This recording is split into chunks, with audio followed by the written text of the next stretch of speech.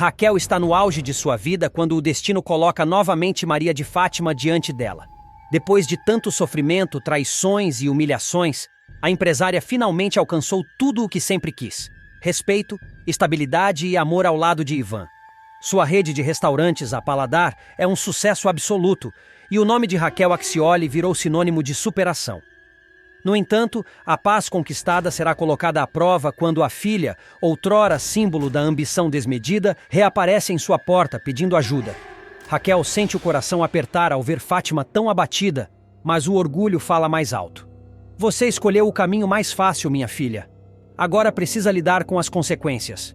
Diz, fria, sem disfarçar o ressentimento. Por dentro, a dor é enorme.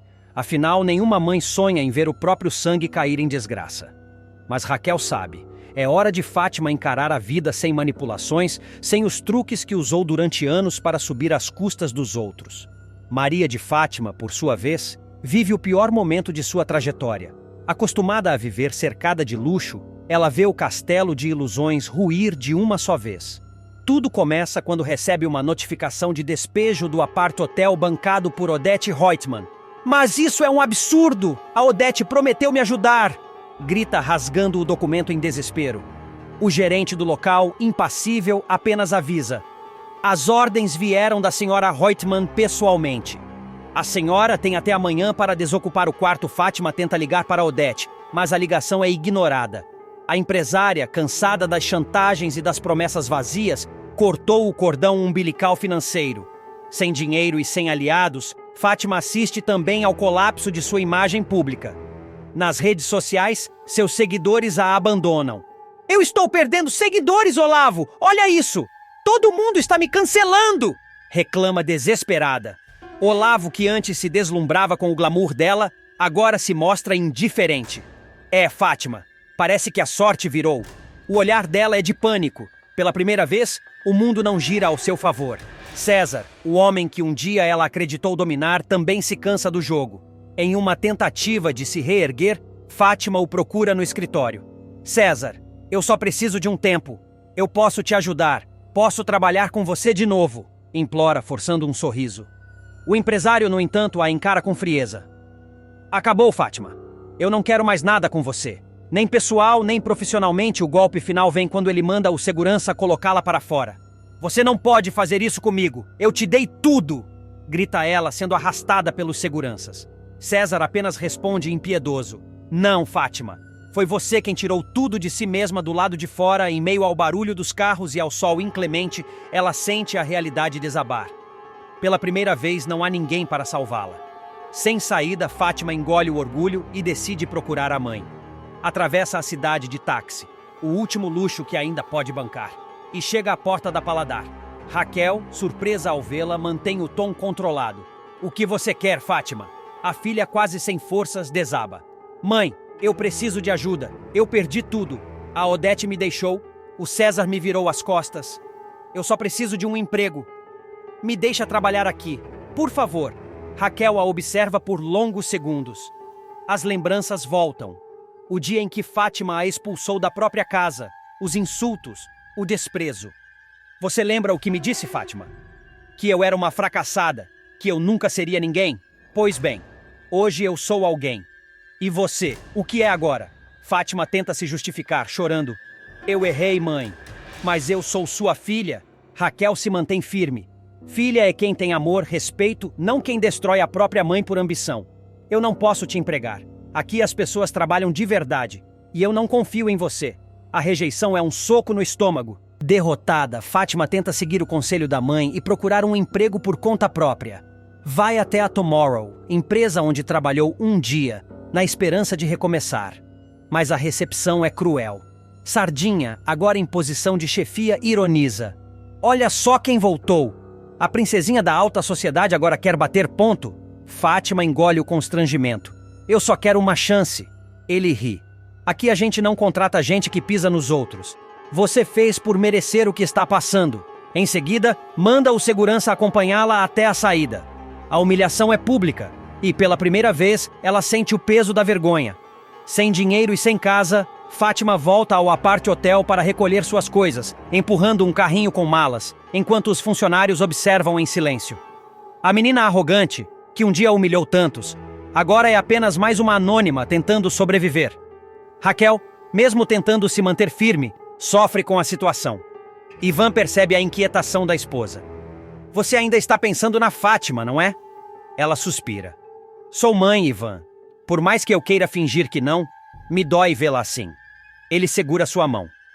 Às vezes a gente precisa deixar quem amamos cair, para que aprenda a se levantar. Raquel assente em lágrimas. No fundo, ela torce para que a filha encontre um novo caminho, longe da soberba que a destruiu.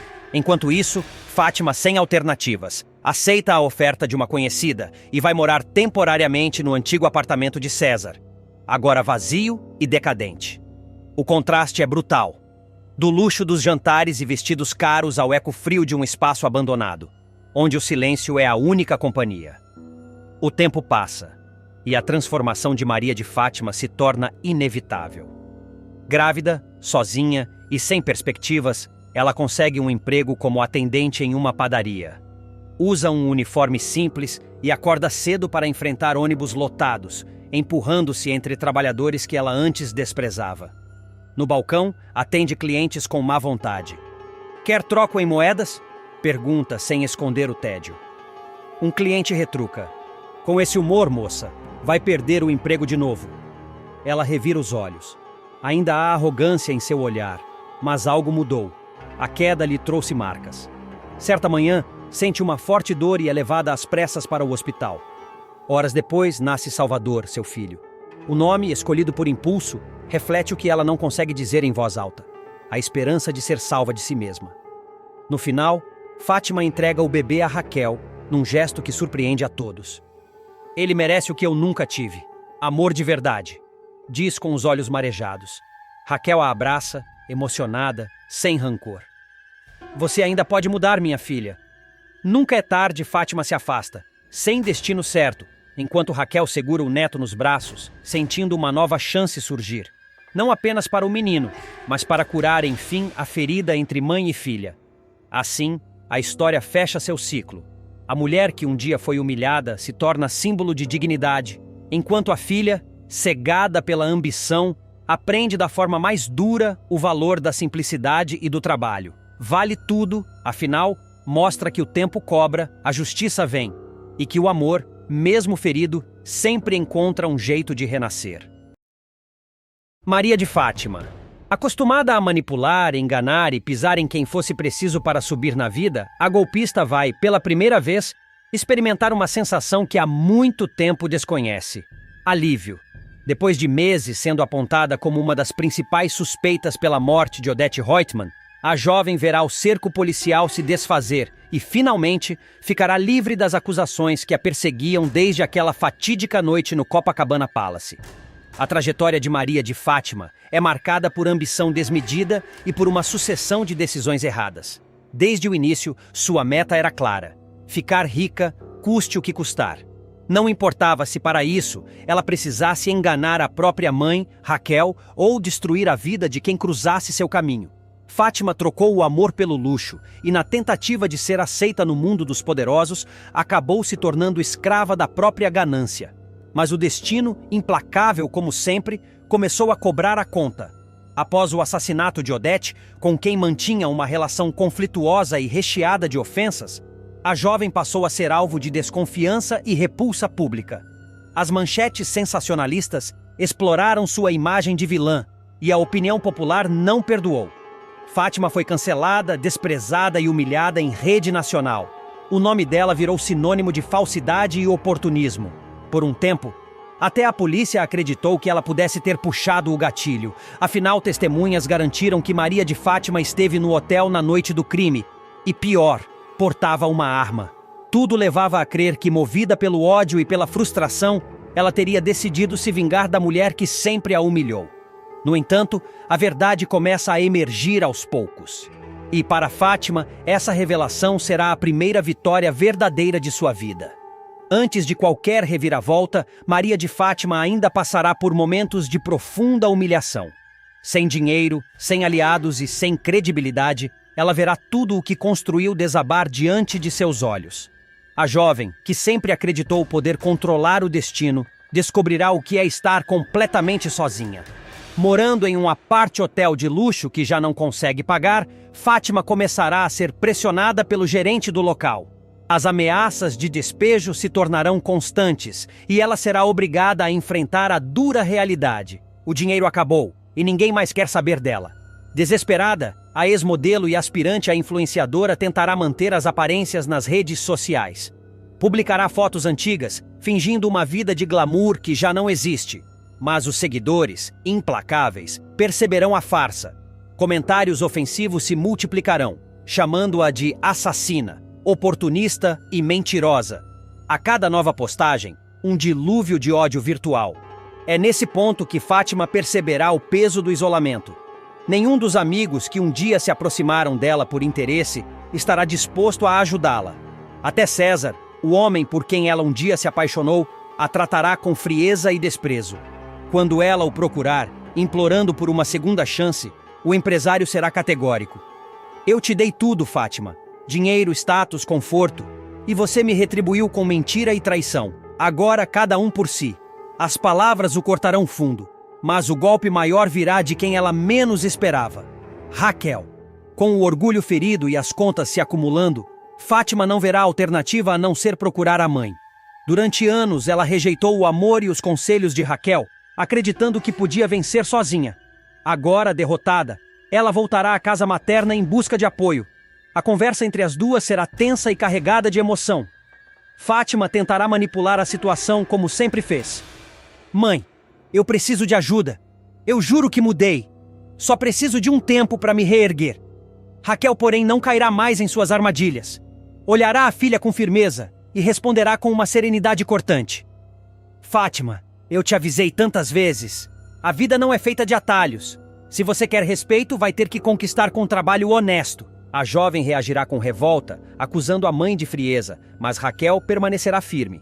Para ela, a única forma de Maria de Fátima recuperar a dignidade é encarando a realidade e começando do zero. Sem dinheiro e sem alternativas, a golpista aceitará um emprego temporário em uma loja simples, onde será reconhecida por alguns clientes. As reações variam entre o desprezo e a curiosidade mórbida. Um deles, Sardinha, não perderá a chance de humilhá-la publicamente, lembrando de cada um dos golpes que ela aplicou. Quem diria, hein, Fátima? A madame agora atrás do balcão. Zombará ele. Ela, em silêncio, engolirá o orgulho. Esse será um dos momentos mais simbólicos da novela. A queda de Maria de Fátima, que pela primeira vez sente o peso de seus próprios erros. Enquanto enfrenta o desprezo e o fracasso, algo inesperado começa a mudar no rumo da investigação sobre o assassinato de Odete Reutemann. Novas provas são descobertas, e o delegado passa a seguir uma linha completamente diferente. O depoimento de uma testemunha-chave, um funcionário do hotel que viu uma mulher misteriosa subir até o quarto de Odete, tira Maria de Fátima da lista de suspeitos. A notícia chega até ela através da imprensa. Quando lê a manchete anunciando que a polícia descartou seu envolvimento no crime, Fátima sente um misto de incredulidade e alívio. Pela primeira vez em muito tempo, ela respira fundo e permite que uma lágrima escorra. Não de raiva, mas de gratidão por ainda ter uma chance. Mas o preço da liberdade é alto. Embora inocente, a opinião pública continua a vê-la como vilã. Os convites, os contratos, as oportunidades, tudo desapareceu. E mesmo absolvida, o estigma continuará a persegui-la por muito tempo. É então que Raquel, mais uma vez, aparece em sua vida. Apesar de todas as feridas do passado, a mãe não deixará de estender a mão. Você foi inocentada, Fátima. Agora é sua chance de mostrar que pode ser diferente.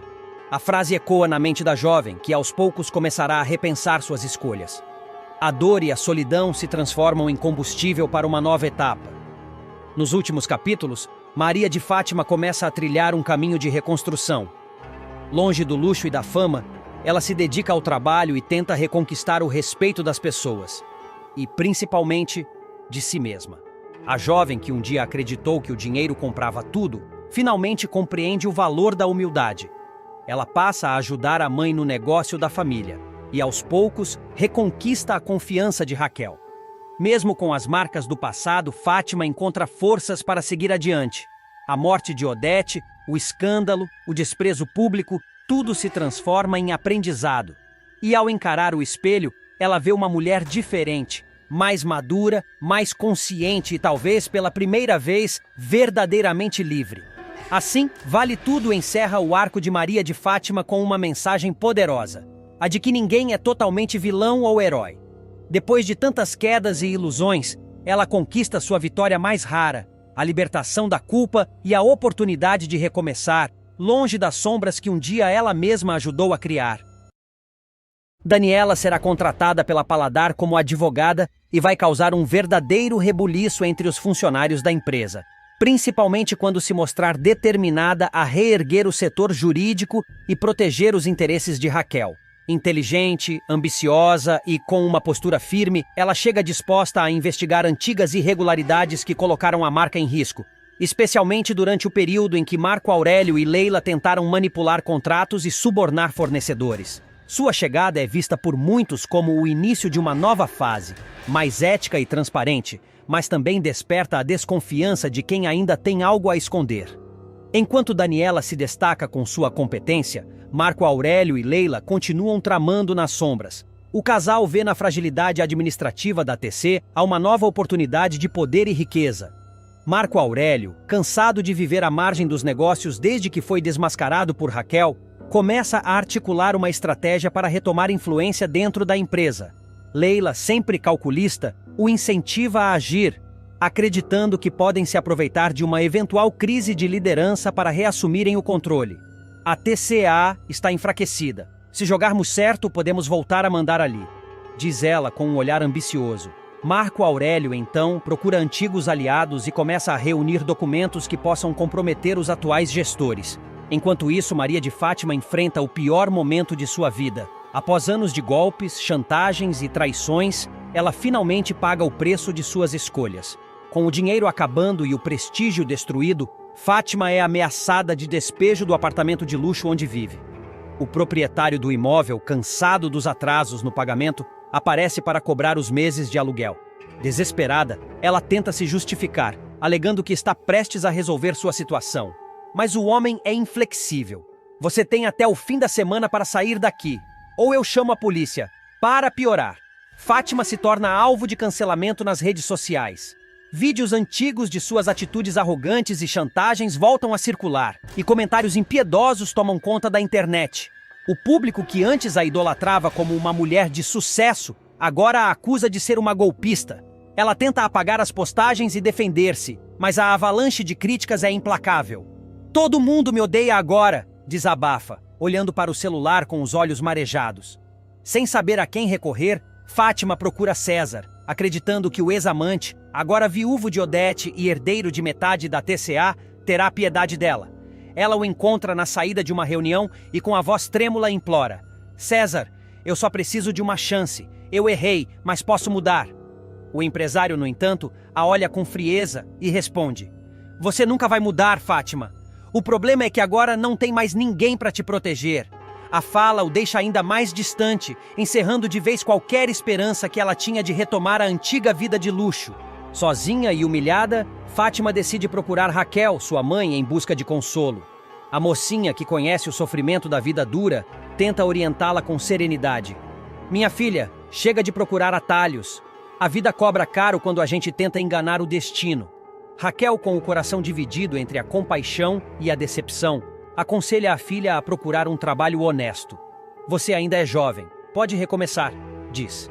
Fátima, porém, sente o peso da vergonha e da soberba que sempre a guiou. Mesmo assim, Raquel a recebe em sua casa por uma noite, oferecendo abrigo, mas deixa claro que não pode sustentá-la. Enquanto o drama de Fátima se desenrola, Cecília e Laís seguem investigando Luiz, que tem demonstrado comportamento cada vez mais suspeito. As duas descobrem um documento confidencial em que o nome de Luiz aparece vinculado a um contrato irregular da TCA. A descoberta abala as duas, que passam a questionar se ele está envolvido com Marco Aurélio e Leila no plano de retomada da empresa. "Se isso for verdade, temos que avisar Raquel imediatamente", diz Cecília, apreensiva. Laís concorda, mas teme as consequências. Se ele for mesmo parte desse esquema, pode ser perigoso demais. Paralelamente, Leonardo passa por um momento de extrema fragilidade. Após dias de exaustão e estresse, ele sofre uma convulsão inesperada em sua casa. O jovem desmaia e é levado às pressas para o hospital, deixando Heleninha e Afonso em desespero. O médico explica que a crise pode ter sido causada por uma combinação de fatores: o trauma do passado, o esforço físico e o estresse emocional. Ele precisa descansar, evitar choques e manter a calma. Qualquer recaída pode ser perigosa, alerta o profissional. A notícia da internação de Leonardo chega rapidamente a Raquel, que corre para o hospital. Lá, ela reencontra Celina e tenta confortá-la, dizendo que o mais importante é manter a fé. O momento é de emoção e união entre os antigos desafetos, que agora se veem unidos pela preocupação com o rapaz. De volta a Paladar, Daniela mostra resultados impressionantes em pouco tempo. Ela começa a organizar documentos, revisa contratos antigos e identifica cláusulas suspeitas em antigos acordos firmados por Marco Aurélio. Raquel, impressionada, a elogia. Você trouxe um novo fôlego para a empresa, Daniela. A advogada sorri, mas alerta. Ainda há muito o que descobrir. Essa rede de corrupção é maior do que parece. Nos bastidores, Marco Aurélio percebe que o cerco está se fechando. Ele começa a sentir que Daniela pode acabar encontrando provas de seus crimes passados e comenta com Leila. Se ela continuar investigando, vai encontrar tudo. Temos que agir antes que seja tarde. Leila o encara e responde friamente. Então faça o que for preciso. O clima de tensão se intensifica. A Boaz, a Paladar e a TCA se entrelaçam em uma teia de segredos e ambições. De um lado, pessoas tentando reconstruir a vida com honestidade. De outro, aqueles que insistem em manipular, enganar e destruir para conquistar o poder. E no meio de tudo isso, Maria de Fátima dá seu primeiro passo rumo à redenção.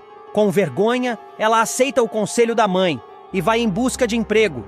Após ser rejeitada em vários lugares, finalmente consegue uma vaga simples, algo que jamais imaginou para si.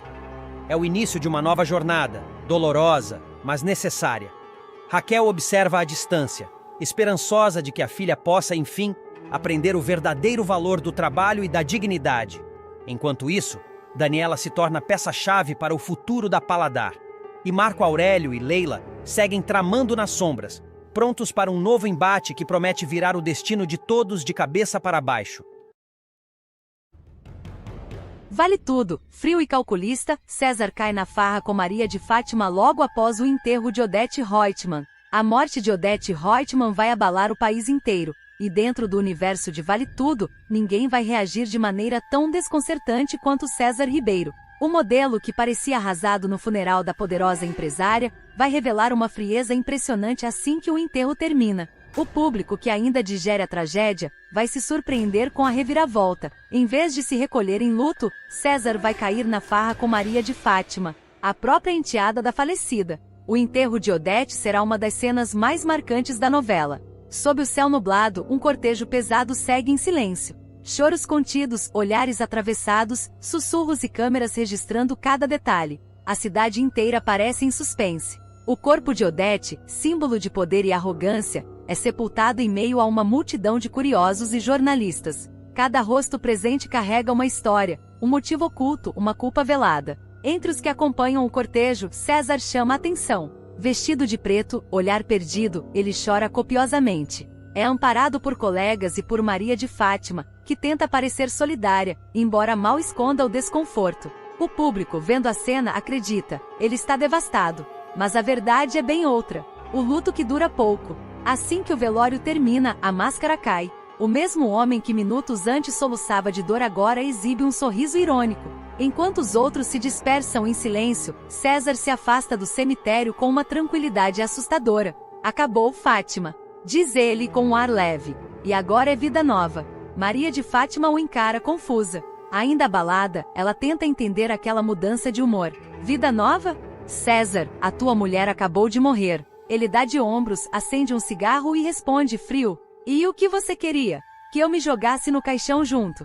A fala choca. A frieza dele corta o ar. Fátima, por um instante, parece arrepiar. Mas a necessidade fala mais alto. Ela está sozinha, sem dinheiro, e o único que lhe resta é aquele homem de charme perigoso e intenções duvidosas. Ele a convida para o apartamento de Olavo, dizendo que não quer passar a noite sozinho. Fátima hesita, mas acaba aceitando. O que era para ser um momento de consolo se transforma numa noite de excessos, risadas, provocações e acusações. A farra no apartamento. No apartamento, César tenta espantar o luto com humor debochado. Liga o som, põe uma música animada e abre uma garrafa de cerveja. Odete odiava pizza. Dizia que era coisa de gente sem classe. Pois hoje eu vou comer uma inteira por ela, ironiza, enquanto joga uma fatia no prato de Fátima. Ela tenta rir, mas o riso sai nervoso. Os dois brindam, falam banalidades, fingem leveza. A tensão, porém, é palpável. A cada gole, o clima muda. Entre uma risada e outra surge o inevitável,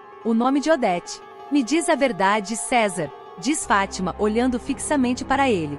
Você teve alguma coisa a ver com o que aconteceu? César arqueia a sobrancelha, fingindo espanto. Que tipo de pergunta é essa? Você era o marido dela, agora herdeiro de metade de tudo. É coincidência demais. Ele solta uma gargalhada. Tá me acusando de assassinato, Fátima? Logo você, que sempre quis o que era dela. Fátima se levanta, ofendida. Eu posso ser ambiciosa, mas não sou assassina. Pois devia ser. Retruca ele, encarando-a com desdém. O mundo é dos que têm coragem. A frase corta como uma lâmina. Fátima fica em silêncio, sem saber se enfrenta ou foge. O encanto que sentia por César começa a se desfazer, dando lugar ao medo. A noite, que começou leve, termina com os dois distantes, olhando-se com desconfiança. As investigações apertam. Enquanto César tenta fingir normalidade, a polícia intensifica as investigações. O delegado Mauro começa a montar o quebra-cabeça do crime que paralisou o país. E as peças não se encaixam facilmente. Heleninha é surpreendida quando suas digitais aparecem na arma do crime. Ela jura inocência, mas é levada algemada diante das câmeras. A notícia se espalha como fogo. Heleninha Reutemann, principal suspeita da morte da mãe. Enquanto isso, Marco Aurélio e Leila preparam fuga para o exterior. O empresário, nervoso, teme ser o próximo da lista de suspeitos. Mas antes que consiga embarcar, é interceptado e levado à força para depor. A mídia transforma o caso em espetáculo. Jornais, programas de TV e revistas disputam cada detalhe, cada rumor. E no meio de tudo, César tenta se mostrar como um homem injustiçado. Hospedado em um quarto de luxo no Copacabana Palace, ele evita o local do crime e dá declarações melosas à imprensa, fingindo saudade e amor eterno. O depoimento ensaiado. Chamado para depor, César entra na delegacia com o mesmo ar confiante que sempre o acompanhou. Usa terno impecável, cabelos milimetricamente penteados e uma expressão de falso sofrimento. Doutor, eu amava a Odete. Foi amor à primeira vista. As pessoas não entendem, são muito preconceituosas. Acham que eu estava com ela por interesse. O delegado observa, impassível. O senhor sabia que herdaria metade da fortuna dela, caso morresse? Sim, mas isso não tem nada a ver. Eu perdi a mulher que eu amava, responde ele, sem vacilar. A fala parece ensaiada. César se esforça para parecer humano, mas há algo em seu olhar que denuncia a falsidade. Se cada um cuidasse da própria vida, o mundo seria melhor. Ele continua. Mas agora tem gente dizendo que fui eu, só porque herdei o que era dela. Mas eu sou inocente. Eu não matei Odete Reutemann. O delegado anota sem tirar os olhos dele. O senhor parece muito tranquilo para alguém que acabou de perder a esposa. Cada um lida com a dor de um jeito, doutor, responde César, sorrindo de canto. Mauro não responde, mas a expressão em seu rosto deixa claro. Ele não acreditou em uma palavra. O declínio de Maria de Fátima. Enquanto César tenta manter o luxo e a pose, Maria de Fátima mergulha no fundo do poço. Despejada, sem aliados e sem dinheiro, ela se vê obrigada a alugar um quartinho apertado e úmido em Copacabana. A antiga princesa da alta sociedade agora dorme em um colchão velho, cercada por barulho de ônibus e cheiro de mofo. É isso que sobrou de mim? A murmura diante do espelho, encarando o próprio reflexo abatido. Os dias passam lentos, duros. Fátima tenta procurar emprego, mas ninguém quer saber dela. Sua imagem está destruída. A imprensa a trata como oportunista, e até os antigos amigos se afastam. César aparece apenas uma vez, mas não para ajudar. Eu não sou instituição de caridade. Você quis brincar de poder, agora aguenta, diz com frieza, antes de ir embora. A frase ecoa na cabeça de Fátima. Ela chora, sozinha, pela primeira vez sem plateia, sem câmeras, sem ninguém para aplaudir ou invejar. O tombo é amargo. O charme que vira suspeita. Nos dias seguintes, César tenta seguir a vida como se nada tivesse acontecido. Frequenta festas, concede entrevistas, posa para fotos. O público que antes o via como um viúvo charmoso começa a desconfiar da indiferença. Durante um evento, um repórter o aborda. César, o senhor acredita que o assassino de Odete será encontrado? Ele sorri tranquilo. Se for, espero que seja logo. A justiça precisa ser feita. A resposta parece inocente, mas seu tom provoca incômodo. Frio, calculista e cínico, César passa a ser visto como alguém perigoso. Nos próximos capítulos de Vale Tudo, a noite cai sobre o Rio de Janeiro com um ar pesado, quase fúnebre. O saguão do Copacabana Palace, sempre iluminado por risos e taças de champanhe, torna-se cenário de caos e desespero. Policiais, repórteres e curiosos se acumulam do lado de fora, enquanto dentro do hotel, o corpo de Odete Roitman jaz imóvel no chão do luxuoso quarto 814. A bilionária, temida e admirada em igual medida, foi assassinada de forma brutal. Um tiro certeiro que interrompeu de vez o império da mulher que se achava intocável.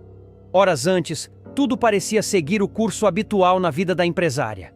Odete se preparava para embarcar em uma longa viagem ao exterior ao lado de César Ribeiro, seu fiel aliado, e para alguns, cúmplice em diversas tramas obscuras.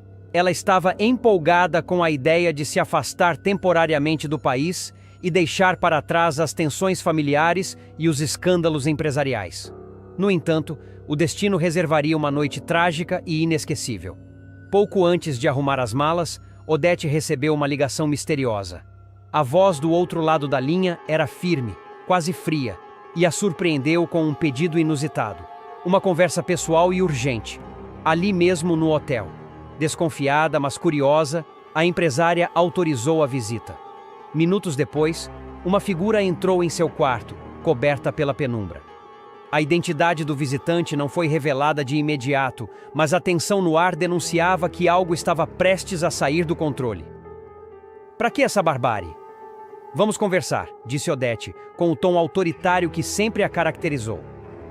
A resposta veio em silêncio, apenas o som do gatilho sendo armado. A bilionária ergueu o queixo, desafiadora. "Meu bem, ninguém tem coragem de atirar em Odete Roitman." Segundos depois, o estampido do tiro ecoou pelo corredor. O corpo de Odete tombou sobre o tapete caríssimo e o silêncio absoluto dominou o quarto. A mulher que manipulava todos ao seu redor, que acreditava estar acima da moral e da justiça, encontrava ali o seu fim. O tiro despertou os funcionários e hóspedes do Copacabana Palace. O gerente correu até o quarto, seguido por seguranças e uma camareira em prantos. Ao abrirem a porta, encontraram Odete caída, sem vida, com um ferimento fatal no peito. A arma do crime estava próxima ao corpo, parcialmente coberta por um lenço. A cena, chocante, fez o gerente ligar imediatamente para a polícia. Em poucos minutos, viaturas cercaram o hotel. O delegado responsável pelo caso, Dr. Menezes, assumiu o controle da situação e ordenou o isolamento da área. Repórteres começaram a chegar, amontoados diante da fachada do Copacabana Palace, tentando captar qualquer detalhe da tragédia que abalava o país. Câmeras, flashes e microfones apontavam para as portas giratórias, onde o rabecão do IML estacionava discretamente. A retirada do corpo foi um espetáculo de horror e incredulidade. Envolta em um lençol branco, Odete foi colocada em uma maca e conduzida até o veículo. Funcionários observavam em silêncio, alguns chorando discretamente, outros murmurando suposições sobre quem teria sido capaz de um ato tão ousado. A notícia da morte de Odete se espalhou rapidamente. Telejornais interromperam a programação com plantões ao vivo. Em poucos minutos, os nomes dos possíveis suspeitos começaram a circular. Celina Junqueira, sua antiga amiga e agora desafeta. Heleninha Roitman, sua filha, marcada por anos de humilhações. Marco Aurélio, o genro ambicioso e herdeiro em potencial. E César Ribeiro, o parceiro de negócios que estava prestes a acompanhá-la na viagem. Na sala reservada da delegacia, o delegado Menezes traçou as primeiras linhas de investigação. Todos seriam interrogados. Os depoimentos, no entanto, mais confundiam do que esclareciam. Celina confessou ter discutido com Odete horas antes do crime, mas negou qualquer envolvimento. Heleninha, por sua vez, chorava compulsivamente, alegando que não tivera coragem nem de olhar para a mãe naquele dia. Marco Aurélio mantinha-se frio, controlado, afirmando que passara a noite em casa com Maria de Fátima. Já César, visivelmente abalado, declarou ter ido resolver pendências de viagem. Enquanto as investigações avançavam, a perícia trabalhava minuciosamente no quarto do crime. No chão, ao lado do corpo, encontraram um revólver calibre .38, o mesmo tipo de arma registrado em nome de um dos suspeitos. O perito responsável, Dr. Ramos, embalou cuidadosamente o objeto e o encaminhou ao laboratório. A expectativa era que as impressões digitais revelassem a identidade do assassino. No entanto, o resultado trouxe mais mistério do que respostas. Dias depois, o perito retornou à delegacia com um relatório em mãos. "Delegado, a arma tem digitais de 2 pessoas", anunciou, com expressão grave. Menezes ergueu as sobrancelhas, surpreso. "De 2? Sim, senhor. Além da dona Celina Junqueira, a Helena Reutemann também pegou nesse revólver." O impacto da revelação foi imediato. A notícia vazou para a imprensa, que não perdeu tempo em transformar a descoberta em manchete. Filha e amiga de Odete Reutemann são as principais suspeitas do assassinato. Mas o delegado Menezes sabia que a presença das digitais não era a prova definitiva. "Isso não quer dizer que elas sejam culpadas", repetia, tentando conter a histeria da imprensa e das redes sociais. Ainda assim, as 2 mulheres passaram a viver sob intensa pressão. Celina se isolou em casa, enquanto Heleninha sofreu um colapso emocional e precisou ser internada novamente para tratamento. A cidade inteira comentava o crime. Jornais, rádios e programas de TV exibiam teorias conspiratórias sobre o assassino. Alguns acreditavam que Marco Aurélio havia tramado tudo para herdar o império de Odete.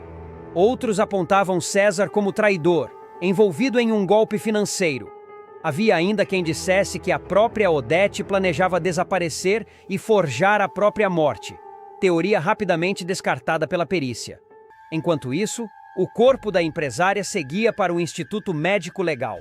A autópsia confirmou que o tiro foi disparado a queima-roupa, com precisão cirúrgica. O projétil atravessou o peito de Odete, atingindo o coração e causando morte instantânea. Nenhuma evidência de luta corporal foi encontrada, o que indicava que a vítima conhecia o assassino, ou ao menos não esperava o ataque. O velório de Odete Reutemann seria outro espetáculo midiático. No salão principal do Copacabana Palace, o mesmo hotel onde foi morta, repórteres se acotovelavam para registrar cada lágrima, cada gesto dos presentes. O caixão, coberto por flores brancas, contrastava com a frieza que sempre cercou a vida da empresária.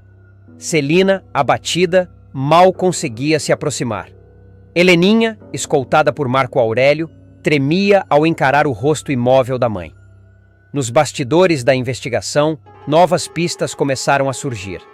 O delegado Menezes descobriu que Odete havia recebido ameaças anônimas nas semanas anteriores ao crime. Havia também movimentações financeiras suspeitas envolvendo contas no exterior e um dossiê misterioso guardado em um cofre particular. O conteúdo desse cofre, segundo rumores, poderia destruir reputações poderosas. Além disso, uma testemunha anônima afirmou ter visto uma mulher de cabelos loiros saindo apressada do hotel na noite do crime. A descrição se encaixava em mais de uma das suspeitas, o que apenas aumentava o enigma. Menezes sabia que o caso estava longe de ser resolvido. Enquanto os dias passavam, o país inteiro se perguntava: quem matou Odete Reutemann? Teria sido um crime movido por vingança, ambição ou desespero? Seria um ajuste de contas entre os próprios familiares ou o resultado de uma traição antiga? Nos capítulos finais de Vale Tudo, o suspense tomará conta de cada cena. O público acompanhará os últimos passos da investigação, as prisões preventivas e as novas descobertas sobre o passado obscuro de Odete. A verdade virá à tona de forma inesperada, revelando que o crime foi fruto de uma sequência de enganos, mentiras e segredos guardados por anos. Mas até lá, a dúvida continuará pairando como uma sombra sobre todos. Celina, Heleninha, Marco Aurélio e César, todos têm motivos, todos escondem algo, e no fundo cada um deles carrega um pouco da culpa por terem orbitado tão perto da mulher que acreditava poder controlar o mundo. No final, restará apenas a pergunta que ecoa entre o barulho dos flashes e o murmúrio das ruas.